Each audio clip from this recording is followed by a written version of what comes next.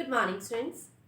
Yesterday we have discussed cash flow from investing activity. So today we are going to discuss our last activity, that is cash flow from financing activities. Cash flow from financing activities. As I told you that a business can arrange its finance from shares, debentures. Shares can be of two types, equity shares and preference shares. It can also arrange its money through debentures, or it can also take loan and also take bank overdraft, cash credit, which is also a loan from bank. So in all these ways, all these are the methods to finance the money. So that's why all these things will be added in financing activity. So I am just telling you the format. Cash flow from financing activity, particulars, detail, amount. All of us, if cash is increasing, then it should be plus. If cash is decreasing, then it should be minus. So proceed. Proceed means issue. Issue from shares, issue of shares, debentures, or proceed from borrowings, or proceed from loan, proceed from bank overdraft, and proceed from cash credit. If all these things are increase in current year, if all these things are increase in current year, then it should be added. But keep it in mind, if there is premium on issue of share and debenture, then it should be added.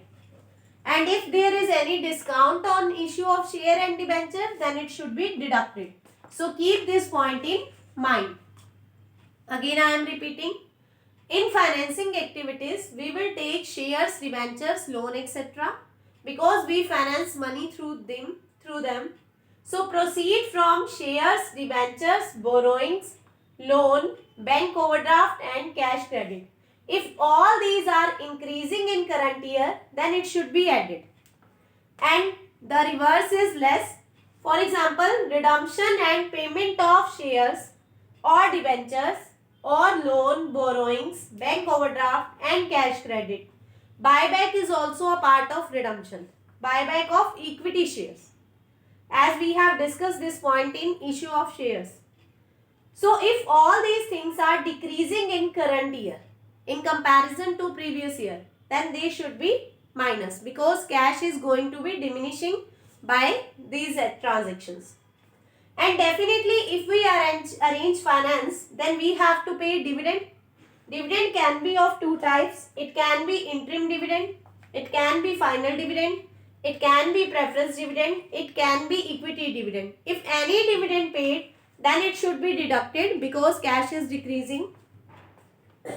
Similarly, if we arrange money from debentures or loan, in that case we have to pay interest. So interest paid should also be deducted.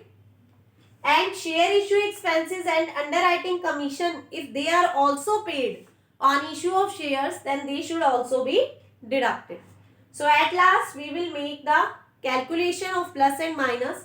The net amount we will get. If it is positive, then we will write it cash flow from financing activity. Cash flow from financing activity. And if we get it negative, then we will write cash used in financing activity. If negative balance, then we will write cash used. If positive balance, then we will write cash flow. I hope this activity is clear. And keep it in mind, if shares and debentures issued and redeemed at premium or discount, it can be on issue at the time of redemption also.